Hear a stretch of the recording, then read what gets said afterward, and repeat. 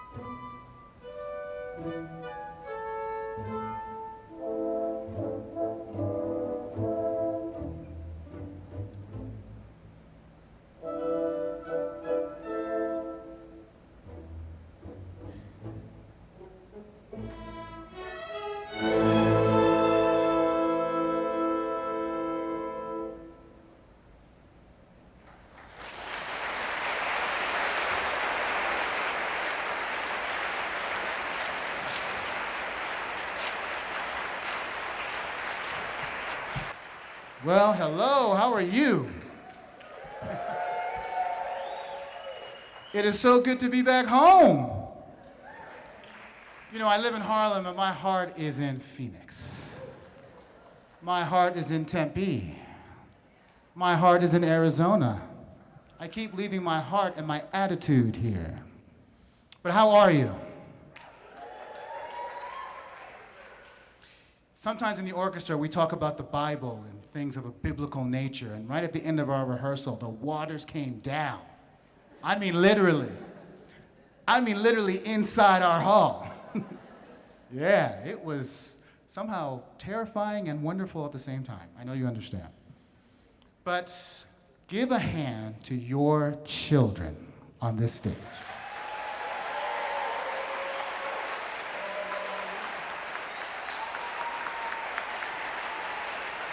Oh yeah. They're timeless. 50 years ago, September 18, this place opened. Maybe some of you were here that night. Eugene Normandy, the Philadelphia Orchestra, and the selection you just heard, Beethoven's Forever, iconic, 7th Symphony, the second movement. So simple, so complex, so endearing. It will never die, it will never go away. I remember my good Haitian father playing Time Life records. Von Carillon, you remember them? Big, heavy records going through the program notes. You know what I'm talking about? Talk to me. Yeah. You know, we got some young people on the stage, and I love them. I love MP3s. I love my iPhone, but give me my Time Life records. And it was wonderful as a child discovering this music, the man, the hair, those instruments, that sound. I had a good understanding of tradition coming into it, walking through it. And I love this hall, for it represents them, us, love, affection, tradition, legacy. So I wanted to make a point. You step out of your cars, maybe you heard something. You certainly saw something. The night skies parted for us, and you walked into the hall, and there they were. My 5-year-old son, as he looks up to them, he doesn't see musicians, doesn't even see humans. He sees heroes, superheroes, armed with their weapons of choice.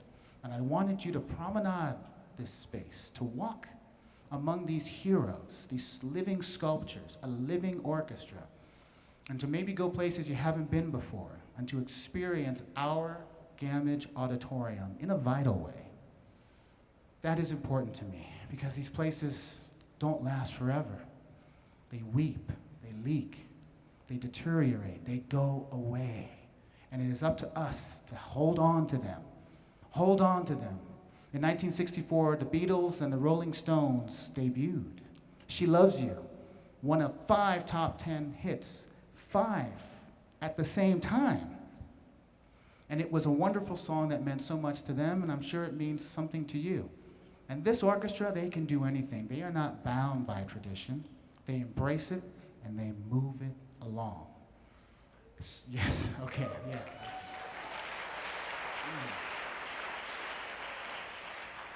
So, what better way to follow Beethoven than by Montgomery, Jessie Montgomery, 23 years old, mixed race, African-American composer who happens to be a young woman, Juilliard trained, playing her violin right now in Florida with the Sphinx Orchestra.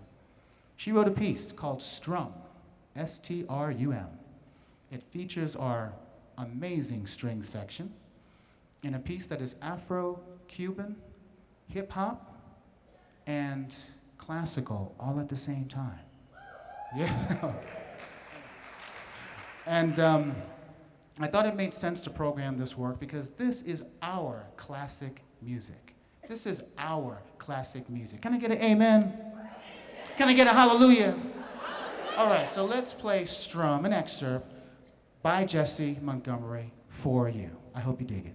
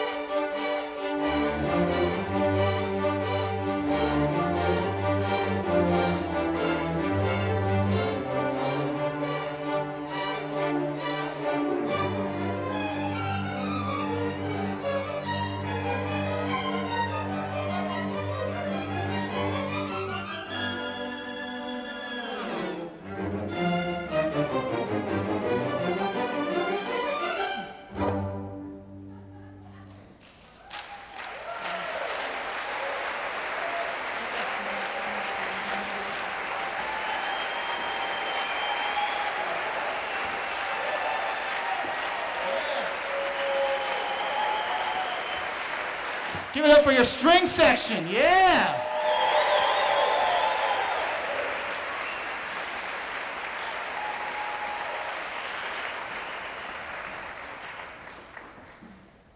So we have many, many esteemed guests tonight, and I thought it was important to have the word. The word, my good Haitian mother, she taught me, when you enter someone's home, you bring a gift. You don't go empty-handed. Many gifts for you tonight. Let's begin. Phoenix's own poet, spoken word artist, actor, writer. Please welcome to our stage, Merlin Hepworth.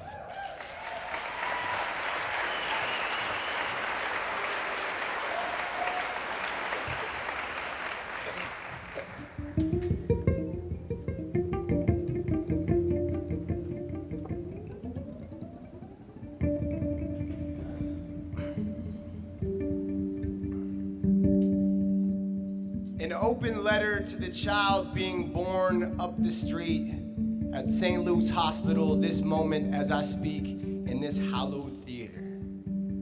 It's a celebration. Yes, here you are, and so are we. You have 10 fingers and 10 toes and the glow of an audience of family members marveling at each of them. It's your birthday. It's this place's birthday too.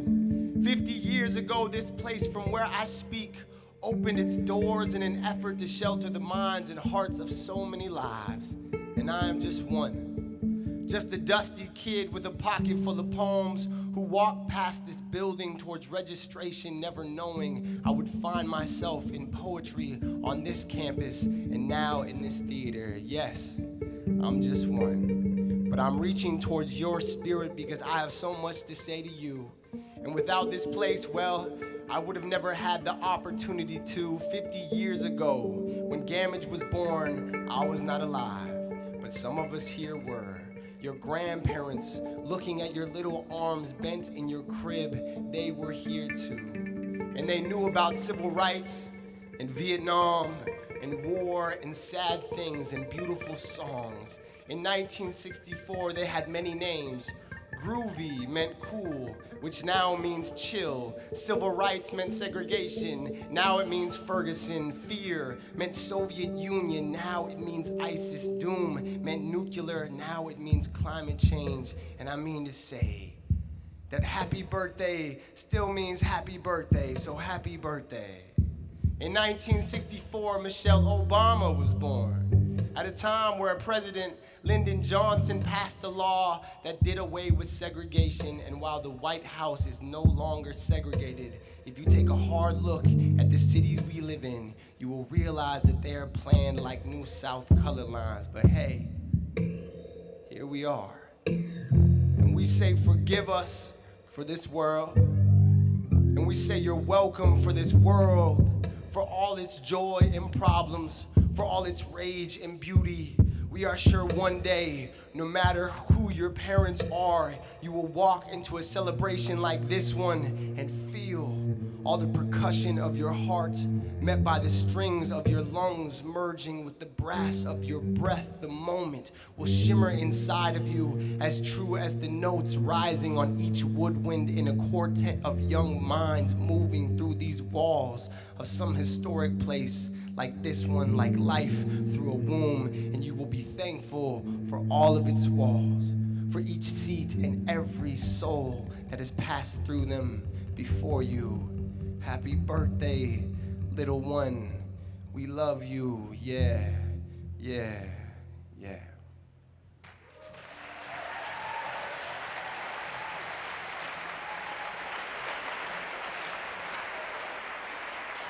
Give a hand for Mervyn Hepworth.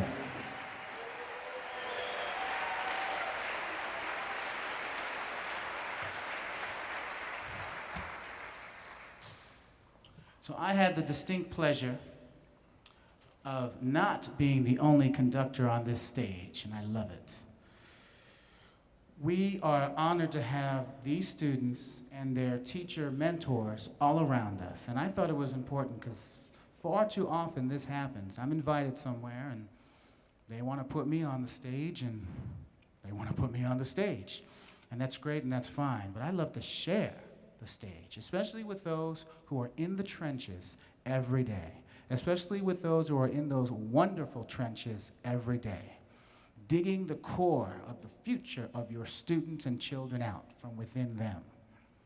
And it is important to me that you understand that these teachers are artists. They are teaching artists. They have careers, they are players, and they are players. You dig? They are players, and they can play. And our next maestro will be playing later. She's gonna tear up the bass. But for now, she's gonna help us understand Benjamin Britten and his Young Person's Guide to the Orchestra. A piece that is virtuosic and usually played by adults for children is going to be played by young adults for the children in us all. And to take us on this fantastical journey, please welcome our maestro from Arizona School for the Arts, Miss Cindy, Maestro Cindy Blandino.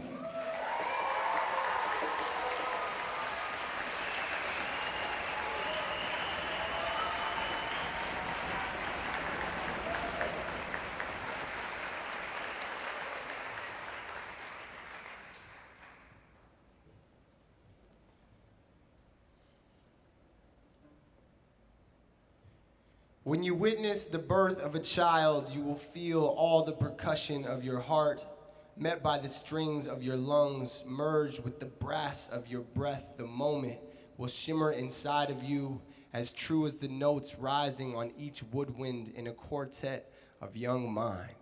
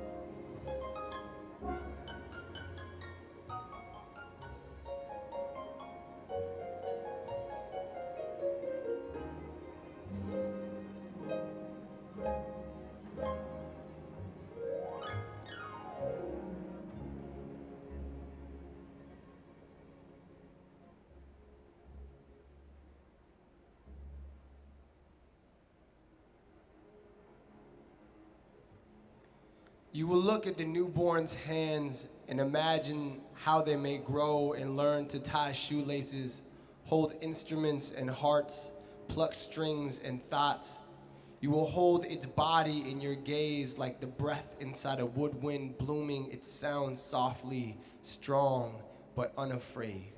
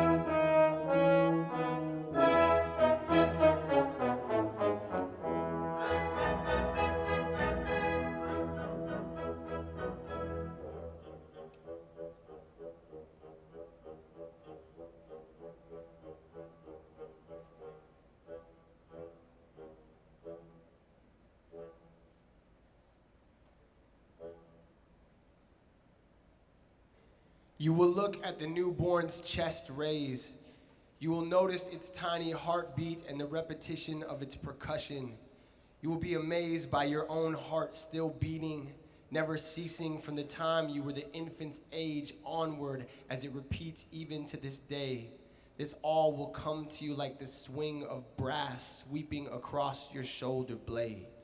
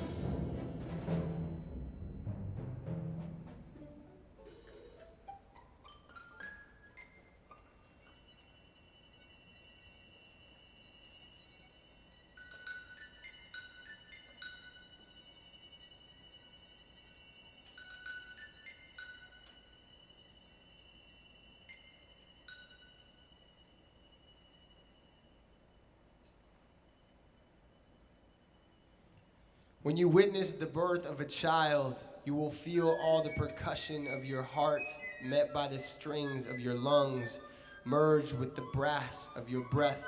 The moment will shimmer inside of you as true as the notes rising on each woodwind in a quartet of young minds.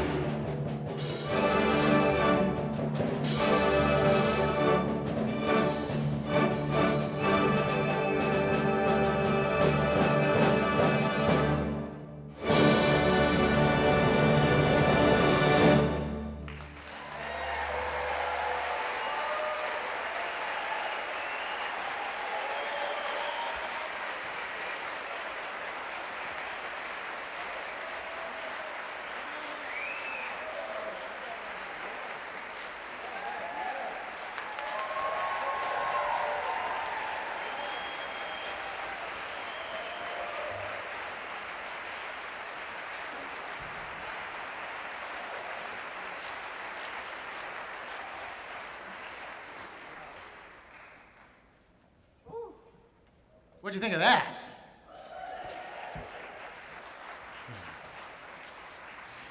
Just really, really, really beautiful. Really beautiful. So, shall we go on? Yes. I would love to play my second violin concerto for you now. It's called Woodbox Violin Concerto. The first one was called Voodoo Violin Concerto. Ooh, voodoo. My mother hates that. By the way, special shout out, while we're talking about voodoo, I mean this in the best of way. I had the opportunity to open for the Proof of Pudding concert announcement at Alice Cooper's School of Rock. And I think some of them are here. Are they here, Randy?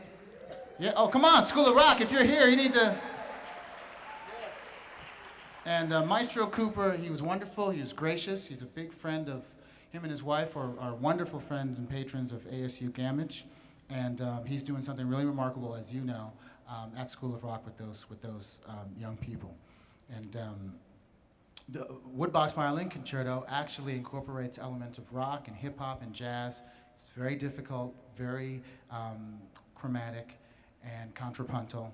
And the first movement is very angular and angry, and I thought I would play it. And I thought it made a lot of sense to share the second movement with one of the violinists from this ensemble and let him play it.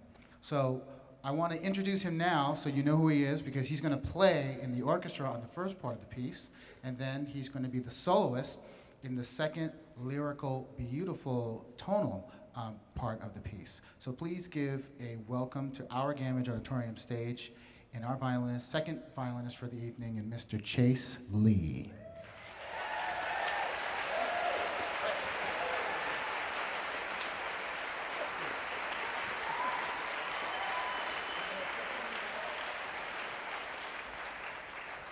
And to lead us, and I've learned so much from him over the years, he's a wonderful staple in the music community here. We collaborated many years ago on a piece that I was performing in on this stage, and he's here again to conduct the students on this stage. And he's a wonderful violinist as well. He'll be playing later this evening, along with Cindy. But I'm really fortunate that he agreed to conduct this concerto. So please, he is from Highland High School, and he's a wonderful teaching artist. Please give a hand to Maestro Bill Bitter.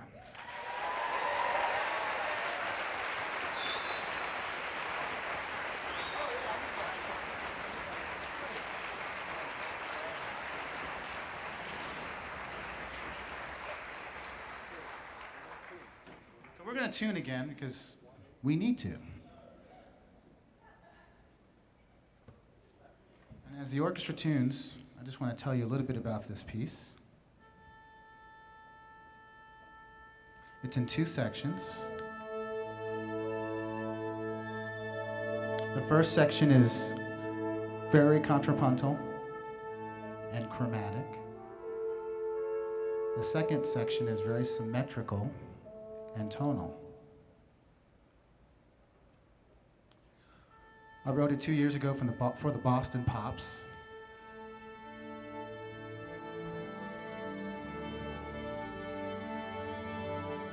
And it's a difficult piece, but it's a fun piece of music.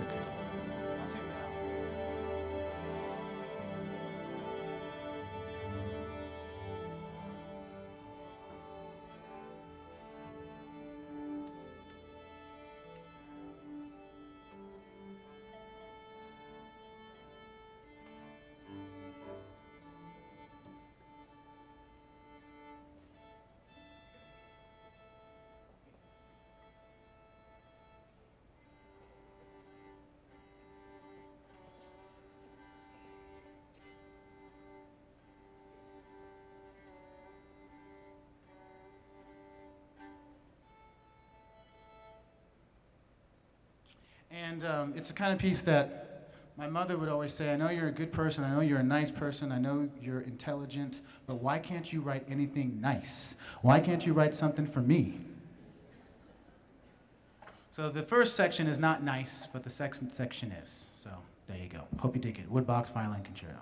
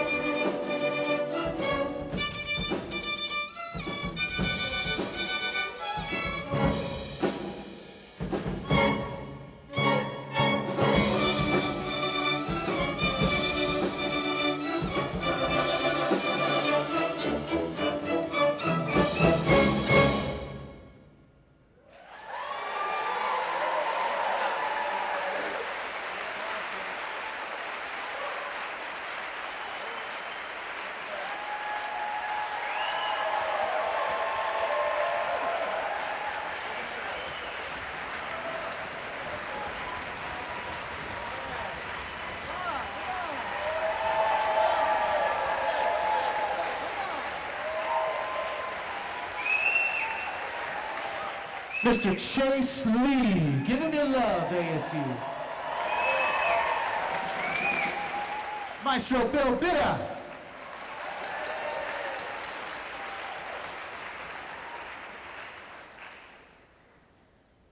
Oh, we are blessed.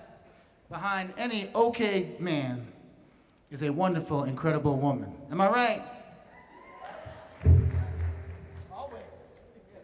Please don't heckle me. No, it's okay. You're talking to me. Yes. And many years ago, I met a wonderful, wonderful woman who is a poet and a writer and a creator and a visionary. She belongs to Phoenix and the stars. She will not be burned. Please give a warm hand to Divine.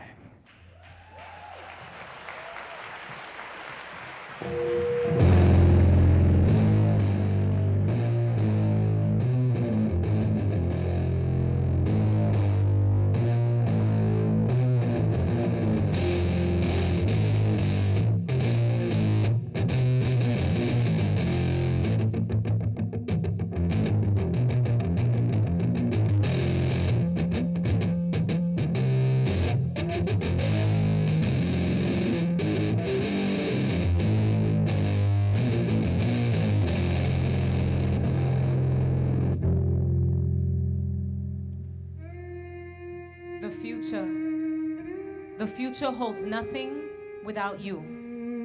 And the past serves as a guide, not a matter of fact, just a roadmap with many paths to choose. It's up to you. Ask an elder how they were able to carry through, and they will tell you. It wasn't easy, but take your time. Don't rush greatness. In the process, you will find that those before you live deep down inside. So move with purpose. Dance to your heart song and keep writing your composition. It doesn't matter how it's expressed, as long as the people listen. And they will. But regardless, create your future still and breathe through it with every moment, every movement. Don't forget to be thankful. 50 years ago today, one man's vision built this great stage and place for us to be a witness to greatness.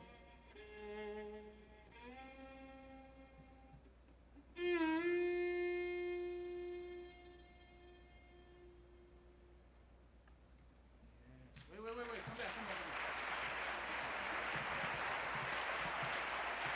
Yes, hold on. Yes.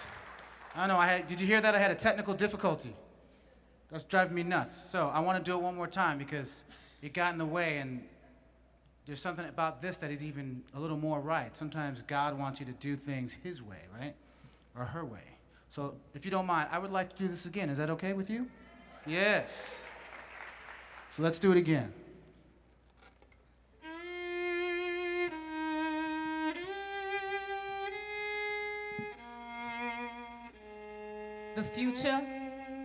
The future holds nothing without you.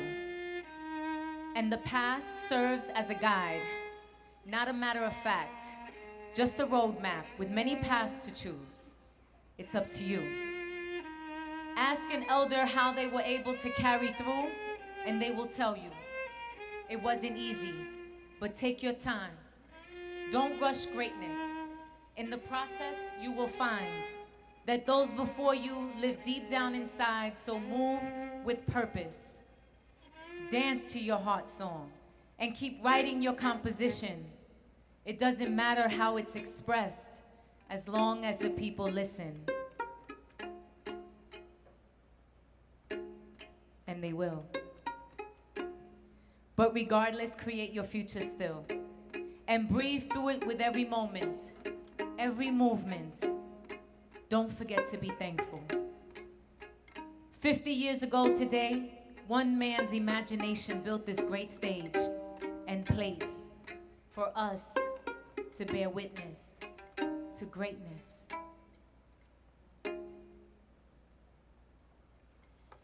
Yes. Divine Valentine.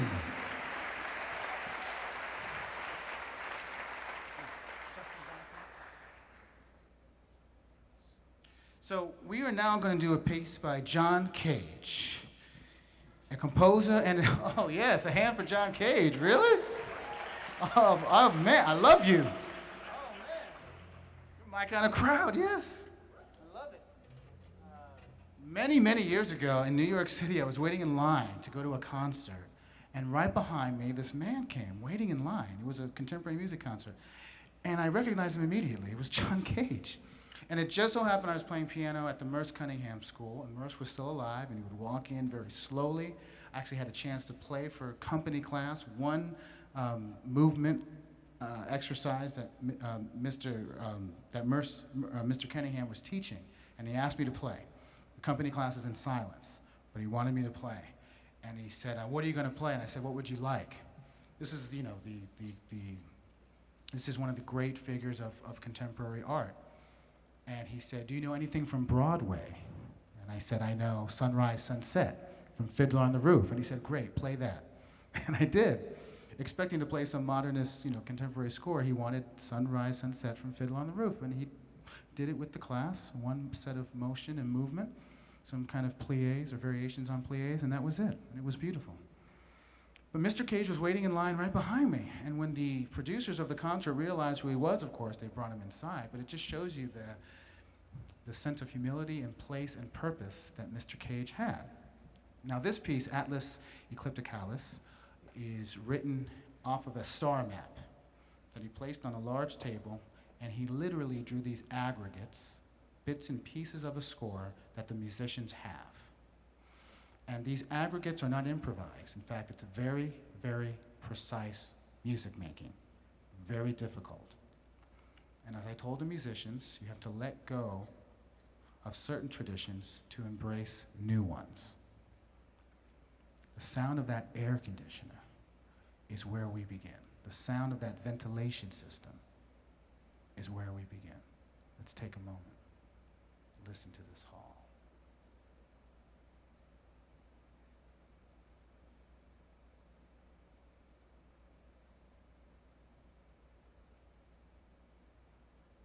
Do you hear it? Do you feel it? Okay. Now, conducting in some ways is a vertical act. But in this score, 12 o'clock, 3 o'clock, 6 o'clock, 9 o'clock, 11:59, 12 o'clock, the score is going to be conducted where the conductor becomes a living clock.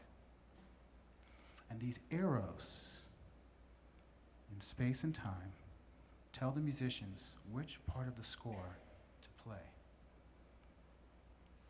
And I thought it was important that these young people, perhaps the next generation of Arizona State University's orchestra section, the next great musicians in the Phoenix Symphony, they deserve to play cage well and to be led by one of their own.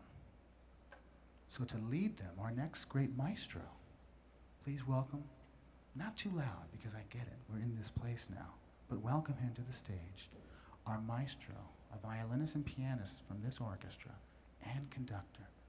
Please welcome Justin Palacios.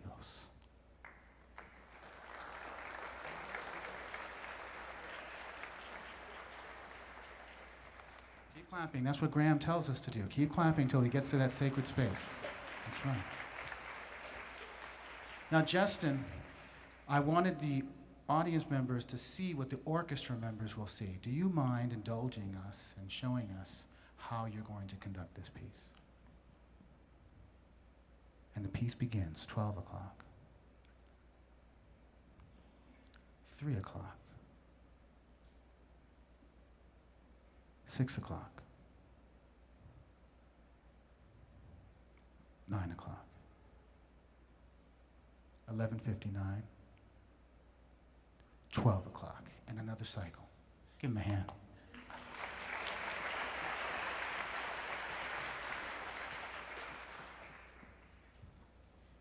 Added to this, Cage allowed for the playback of pre-recorded materials, which I'm going to perform on my laptop and using a program called Pro Tools. He also allows for the human voice, so Divine will join us again. And he also allows for the interpretation of this piece over time and to bring into the space visuals.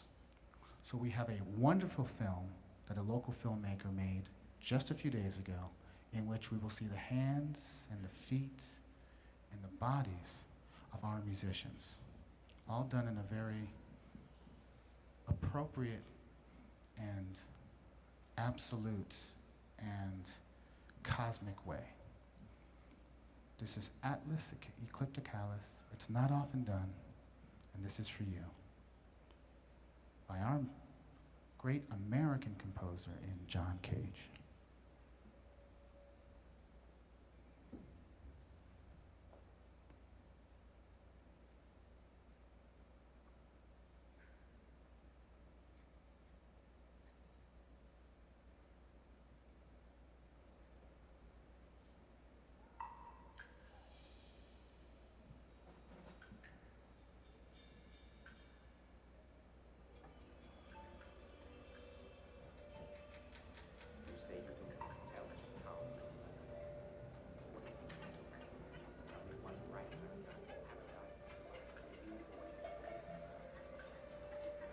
Secrets, no more. The truth is the score, and reading is for the mental. I can only see from where I am. Hope and believe in the seeds planted before my birth. Stories fill my head, traditions cursed.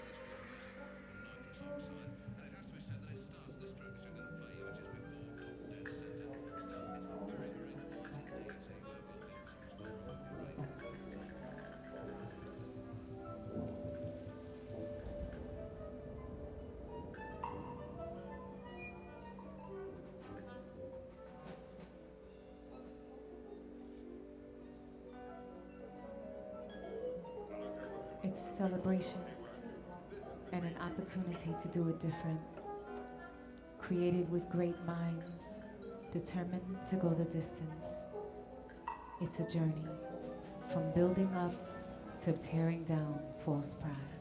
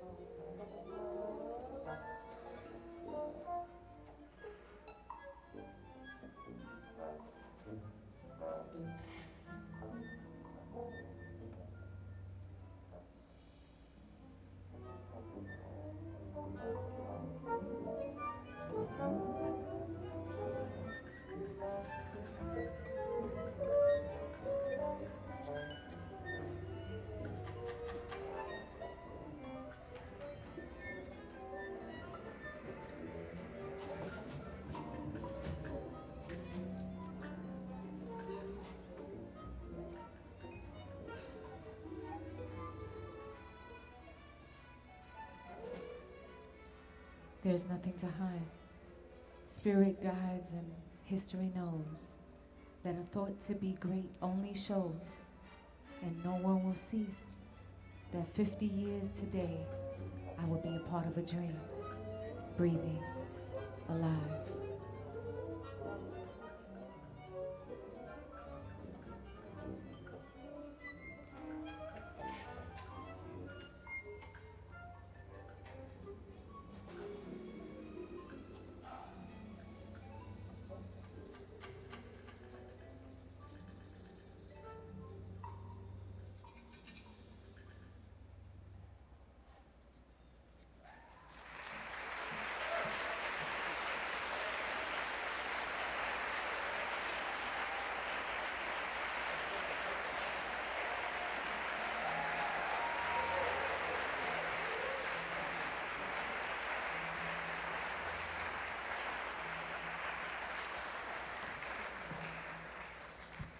Well, we have come to the end of our program, and I want to thank you.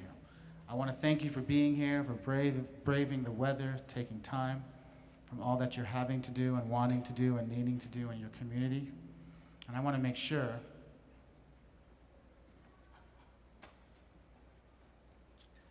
that I thank all the people that I want to thank. So, how do you feel?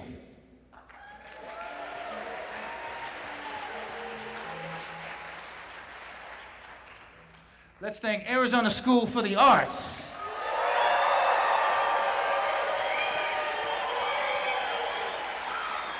Let's thank Highland High School. Let's thank bassist Chandler. Campo Verde High School. Combs High School. Corona del Sol High School. Horizon High School. Mount View Mesa High School. Postum Boots High School, Scottsdale Prep Academy, Sedona Red Rocks High School. Let's thank Arizona State University. Let's thank Arizona State University's Gammage Auditorium. Let's thank Maestro Timothy Russell, who's here tonight. We need you. Let's thank, let's get him on the stage. Michael Reed, where are you? I want him on the stage, so I'll give him time to get here. Let's thank Jeff and our wonderful sound crew that is all around here. Give them a hand, please. Sound and lights, I cannot tell you. Let's thank Marilyn Hepworth. Please give him a hand. Ladies and gentlemen, please, whoa, come back. Please give a hand to Michael Reed. Now let's get Colleen up here. Let's give a hand to Merlin Hepworth. Come on out, Merlin. Merlin Hepworth, yes. Let's give a hand to Divine Valentine.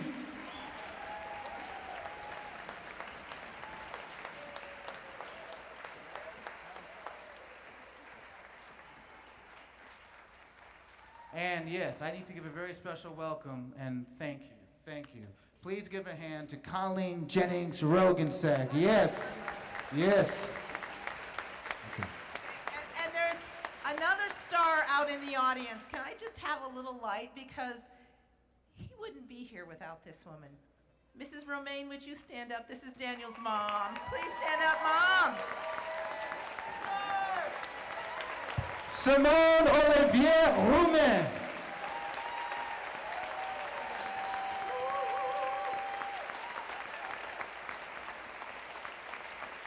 She flew all the way from Pompano Beach, Florida. Get on that plane. Don't cry. All right, you can cry right there.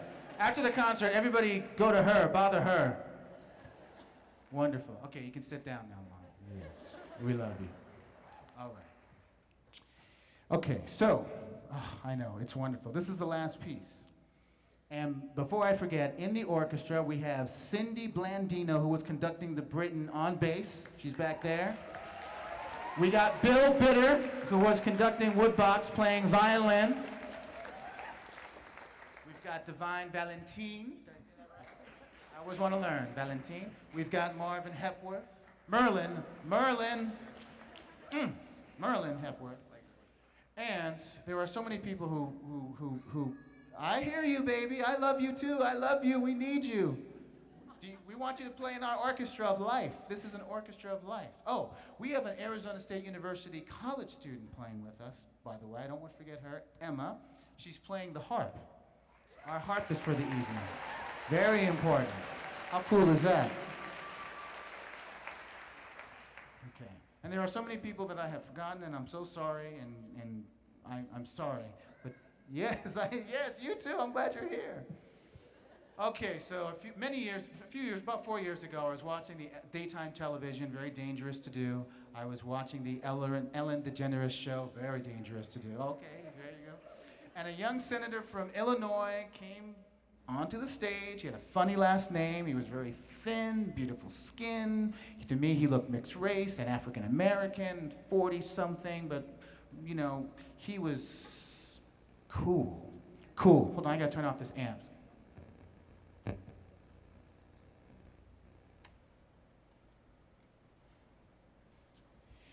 And as is a tradition on her show, she asked some of her guests to dance with her. And he came out and he could dance. He could boogie. And for 21 seconds, they shared a dance. And I laughed, because it's funny. But then I stopped laughing and I started thinking. And I thought about this mixed race African man dancing with this white, openly gay woman on international television. And I thought to myself, could that have ever happened 50 years ago, 100 years ago, 150 years ago, 500 years ago, 5,000 years ago? I don't know. But it was happening on that television screen. And I took those 21 seconds and I made it into a 21-minute concerto for orchestra called Dancers, Dreamers, and Presidents. And it was important for me to play this piece for you tonight, to offer this piece to you tonight. From Barry Goldwater to George Bush, this stage has bared witness to political discourse. This stage has been there and done that when it comes to our politics, our social media, the way that we mediate socially between one another. And this is an orchestra of life, as I like to call it, where all voices can and should be heard. So we're only going to play the last movement, but it's enough. Everyone who has contributed to this piece as a conductor or a musician or composer is in this orchestra of life. And that is the tradition of our classic music. Forget about hip hop and all these things that I'm wanting and trying to do. It really comes down to the last bastion of democracy, maybe a concert stage.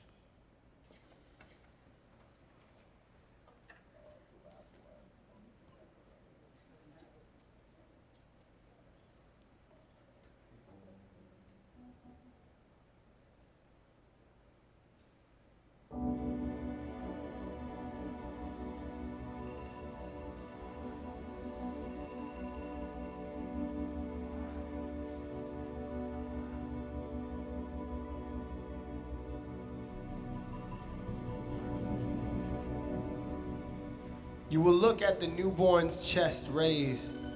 You will notice its tiny heartbeat and the repetition of its percussion.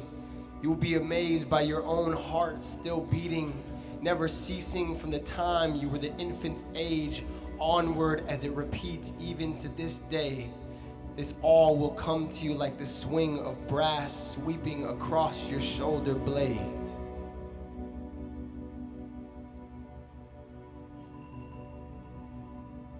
I never would have thought. Looking back on all the years I've been blessed with, striving to conceive 20 years before that trip, I never would have guessed it. Like minds came together on protests and movements that shook the world. Wars were raging, but politics carried on. Is there ever a time politics is not involved? His story is worth the read. 50 years ago today, I can plainly see. Looking back on what was and what could still be. 50 years from today, I work on paving the way, so my children don't go astray. Gammage, it reverberates. Music, spoken word, images. From a quiet, intimate moment performing that final string quartet chord of Vincent with Johnny Mathis, to the power of animals processing over my head in the pit, in the circle of life. Both brought tears. Moments that when you close your eyes, you can still feel them, hear them, want to capture the essence of them. Laughter and fun of Sugar Babies and Beauty and the Beast. The energies of a driving beat with Yanni and Stevie Wonder. Musical magic with West Side Story and Natalie Cole, and the artistic beauty of Swan Lake. But then there are those moments, unplanned but bring impact. Those are the overzealous stage fog machine that Richard Harris feels compelled to say, "My, what unusual weather we're having today." Props flying into the pit, bouncing off a violin, or now becoming the headdress of a conductor. A group of Mongolian musicians that bridge two cultures. Stage or audience, doesn't matter. This place has a voice. Take the time to listen.